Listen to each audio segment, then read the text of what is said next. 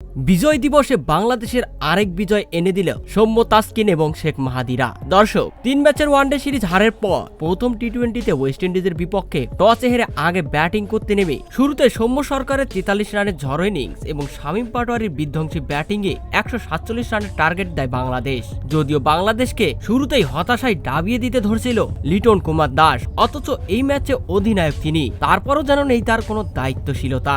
এরপর বোলিংয়ে এসে দেশপ্রেম দেখান তাসকিন এবং শেখ মাহাদি। শুরুতেই তাসকিনের গতির ঝড়ে উইন্ডিজ ব্যাটাররা আহত হয়। তাসকিন 2 ওভারে মাত্র 3 রান দিয়ে নেন 1 উইকেট। এরপর শেখ মাহাদির স্পিন ঘূর্ণিতে একেবারেই কাবু হয়ে যায় ওয়েস্ট ইন্ডিজ দল। শেখ মাহাদি 4 ওভারে বোলিং করে মাত্র 13 রান দিয়ে নিয়েছেন 4টি উইকেট। পাওয়ার প্লেতেই 6 উইকেট হারিয়ে ফেলে ওয়েস্ট ইন্ডিজ। এরপর ওয়েস্ট ইন্ডিজকে হারিয়ে বাংলাদেশের ঐতিহাসিক বিজয় দিবসে আরেক বিজয় এনে দিল এই টাইগাররা।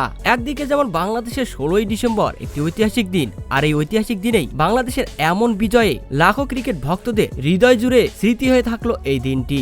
তো দর্শক, এমন বাংলাদেশের খেলা আপনাদের কেমন লেগেছে তা অবশ্যই জানাবেন কমেন্ট করে।